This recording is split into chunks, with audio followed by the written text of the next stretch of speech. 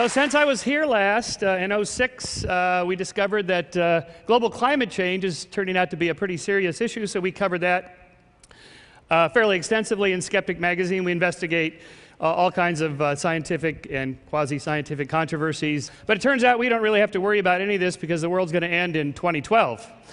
Another update, you will recall, because I introduced you guys to the Quadro Tracker. It's like a water dowsing device. It's just a hollow piece of plastic with an antenna that swivels around, and you walk around, and it points to things. Like if you're looking for marijuana in students' lockers, it'll, like point right to somebody. Oh, sorry. This particular one that was given to me finds golf balls, especially if you're at a golf course and you check under enough bushes.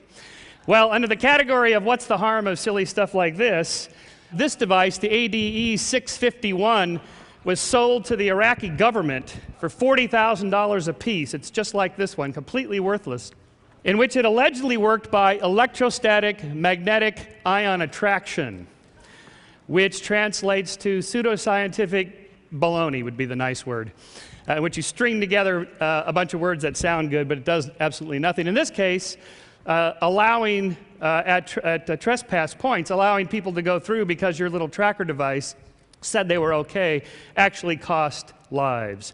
So there is a danger to pseudoscience and believing in this sort of thing. So what I want to talk about today is belief. I want to believe, and you do too. And in fact, I think my thesis here is that belief is the natural state of things. It is the default option. We just believe. We believe all sorts of things. Belief is natural. Disbelief, skepticism, science is not natural. It's more difficult. It's uncomfortable to not believe things. So like Fox Mulder on X-Files, who wants to believe in UFOs, well, we all do. And the reason for that is because we have a belief engine in our brains. Essentially, we are pattern-seeking primates. We connect the dots. A is connected to B, B is connected to C, and sometimes A really is connected to B. And that's called association learning. We find patterns. We make those connections, whether it's Pavlov's dog here associating the sound of the bell with the food, and then he salivates to the sound of the bell, or whether it's a Skinnerian rat in which he's having an association between his behavior and a reward for it, and therefore he repeats the behavior. In fact, what Skinner discovered is that if you put a pigeon in a box like this and he has to press one of these two keys and he tries to figure out what the pattern is, and you give him a little reward in the hopper box there, if you just randomly assign rewards such that there is no pattern, they will figure out any kind of pattern, and whatever they were doing just before they got the reward, they repeat that particular pattern.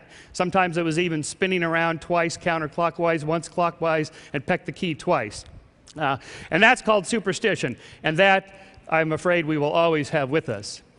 I call this process patternicity, that is, the tendency to find meaningful patterns in both meaningful and meaningless noise. When we do this process, we make two types of errors. A type 1 error, or false positive, is believing a pattern is real when it's not. Our second type of error is a false negative. A type 2 error is not believing a pattern is real when it is. So let's do a thought experiment. You are a hominid 3 million years ago walking on the plains of Africa. Your name is Lucy, okay. And you hear a rustle in the grass. Is it a dangerous predator, or is it just the wind? Your next decision could be the most important one of your life. Well, if you think that the rustle in the grass is a dangerous predator and it turns out it's just the wind, you've made an error in cognition. You made a type 1 error, false positive. But no harm, you just move away, you're more cautious, you're more vigilant. On the other hand, if you believe that the rustle in the grass is just the wind and it turns out it's a dangerous predator, you're lunch. You've just won a Darwin Award. You've been taken out of the gene pool. Now the problem here is that patternicities will occur whenever the cost of making a type 1 error is less than the cost of making a type 2 error. This is the only equation in the talk, by the way. We have a pattern detection problem. That is, assessing the difference between a type 1 and a type 2 error is highly problematic, especially in split-second life and death situations. So the default position is just believe all patterns are real. All rustles in the grass are dangerous predators and not just the wind. And so I think that we evolved. There was a natural selection for the propensity for our belief engines, our pattern-seeking brain processes, to always find meaningful patterns and infuse them with these sort of predatory or intentional agencies that I'll come back to. So for example, what do you see here? It's a horse head, that's right. It looks like a horse, must be a horse. That's a pattern. And is it really a horse, or is it more like a frog?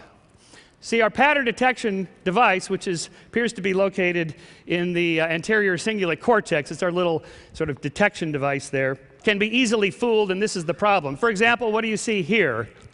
Yes, of course, it's a cow. Once I prime the brain, it's called cognitive priming. Once I prime the brain to see it, it pops back out again, even without the pattern that I've imposed on it. And what do you see here?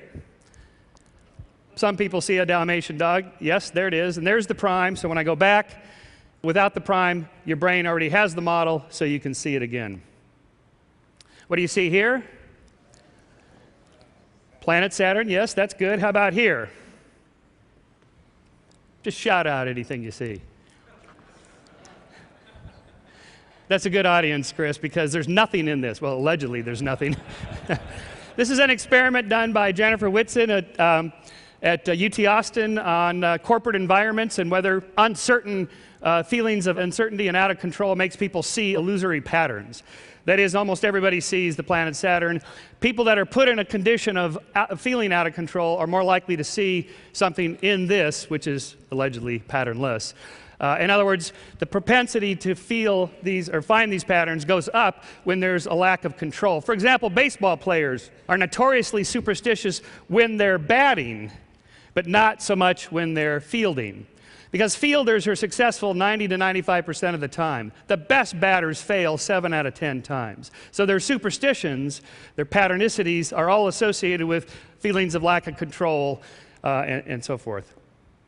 What do you see in this particular one here, in this field? Anybody see an object there? There actually is something here, but it's degraded.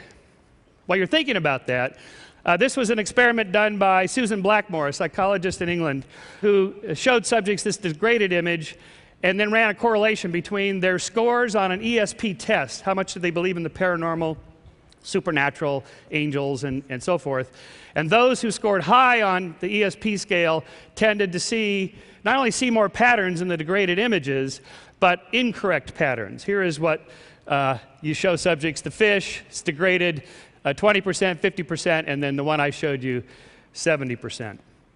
A similar experiment was done by another British psychologist named Peter Bruegger, who found significantly more patterns, meaningful patterns, were perceived on the right hemisphere via the left visual field than the left hemisphere.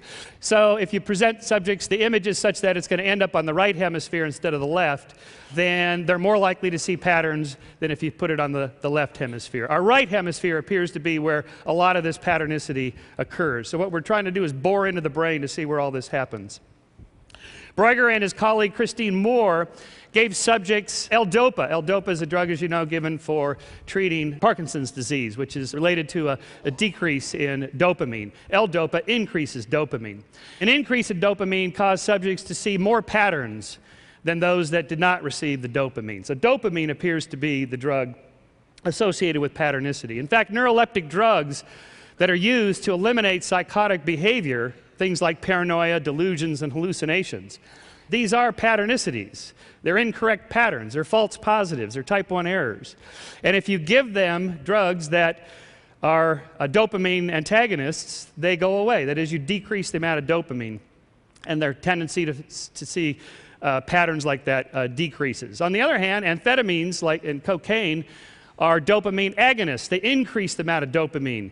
So you're more likely to feel in a euphoric state, creativity, find more patterns. In fact, I saw Robin Williams recently talk about how he thought he was much funnier when he was doing cocaine when he had that issue than now. So perhaps more dopamine is related to more creativity. Dopamine, I think, changes our signal-to-noise ratio. That is, how accurate we are in finding patterns. If it's too low, you're more likely to make too many type 2 errors. You miss the real patterns. You don't want to be too skeptical. If you're too skeptical, you miss the really interesting good ideas. Just right, you're creative, and yet you don't fall for too much baloney. Too high, and maybe you see patterns everywhere. Every time somebody looks at you, you think people are staring at you, you think people are talking about you, and if you go too far on that, that's just simply labeled as madness.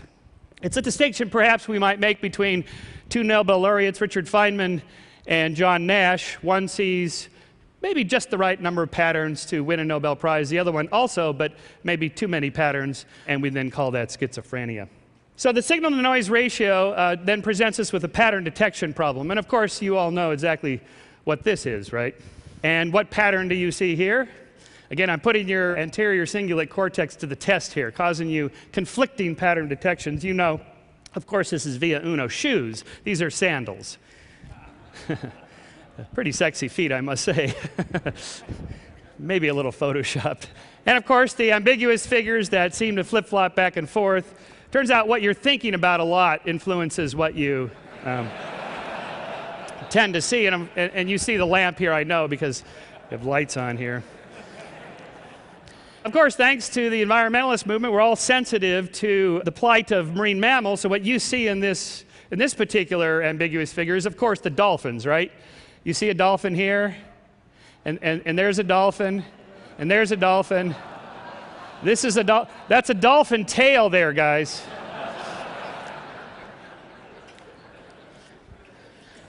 If we can give you conflicting data, again, your ACC is going to be going into hyperdrive. If you look down here, it's fine. If you look up here, then you get conflicting data, and then we have to flip the image for you to see that it's a setup. The impossible crate illusion, it's easy to fool the brain in 2D.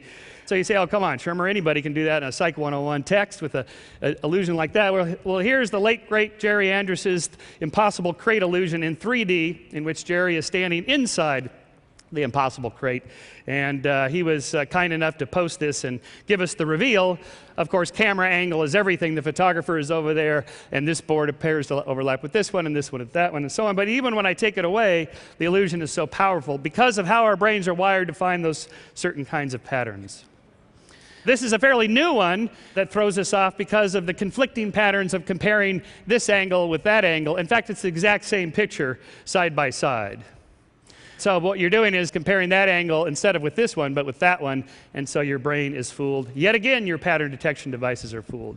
Faces are easy to see because we have an additional evolved facial recognition software in our temporal lobes.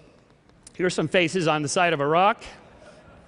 I'm actually not even sure if this might be Photoshop, but anyway, the point is still made. Which one of these looks odd to you? And a quick reaction, which one looks odd?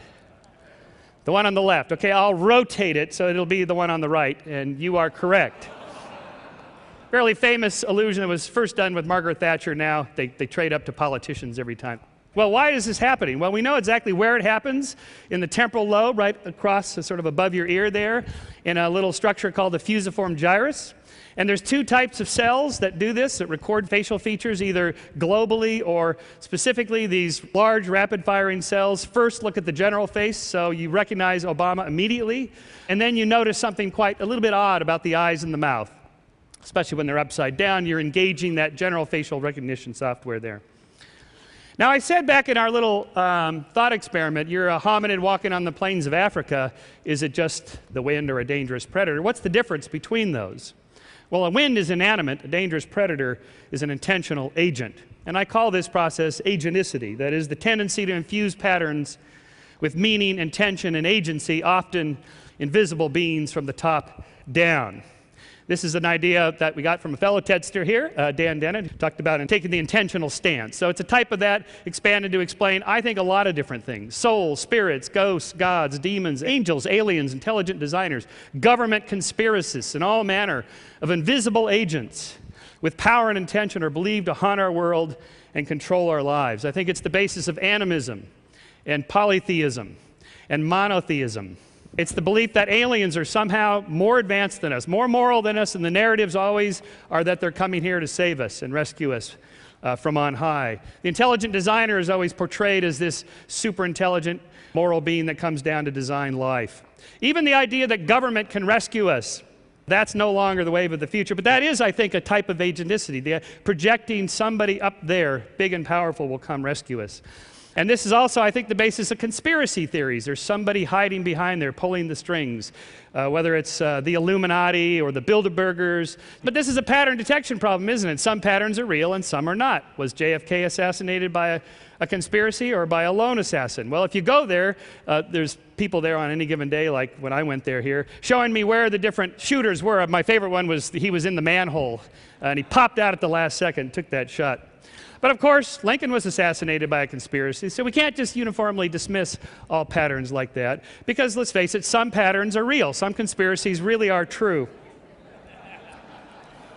Explains a lot, maybe. And 9/11 as a conspiracy theory. It is a conspiracy. We did a whole issue on it.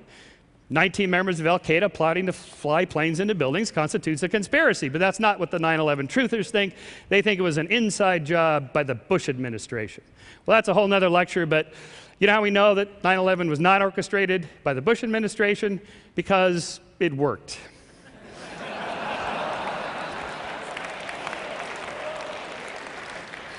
So we are natural-born dualists. Our agenticity process comes from the fact that we can enjoy movies like these because we can imagine an essence continuing on. We know that if you stimulate the temporal lobe, you can produce a feeling of out-of-body experiences, near-death experiences, which you can do by just touching an electrode to the temporal lobe there. Or you can do it through loss of consciousness by accelerating in a centrifuge. You get a hypoxia or a lower oxygen, and the brain then senses that there's an out-of-body experience. You can use, which I did, went up and did Michael Persinger's God helmet that bombards your temporal lobes with electromagnetic waves, and you get a sense of out-of-body experience. So I'm going to end here with a short video clip that sort of brings all this together. It's just a minute and a half. It ties together all this into the power of expectation and the power of belief. Go ahead and roll it. This is the venue they chose for their fake auditions for an advert for lip balm. We're hoping that we can use part of this in a national commercial, right? And this is a test on some lip balms that we have over here. And these are our models who are going to help us, Roger and Matt. And we have our own lip balm, and we have a leading brand. Would you have any problem kissing our models to test them? You wouldn't? No. You think that was fine? That would be fine. Okay. So that this is a blind test, I'm going to ask you to go ahead and put a blindfold on. Okay, now can you see anything? No. Hold up so you can't even see down. Okay. It's completely blind now, right? Yes. Okay. Now what I'm going to be looking for in this test is how soft makes the lips, okay, the texture, right, and maybe if you can discern any flavor or not. Okay. Have you ever done a kissing test before? Yes. Take one step in. Okay, now I'm going to ask you to pucker up big, and lean in just a little bit, okay? Okay. All right.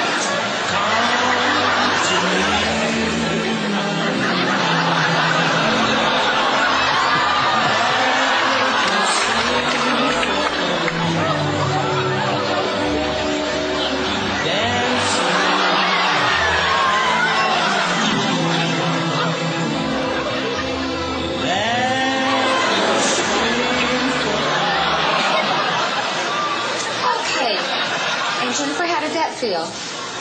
Good.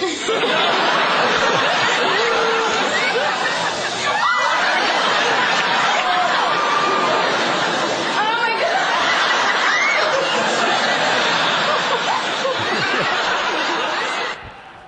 Thank you very much. Thank you. Thanks. Thanks.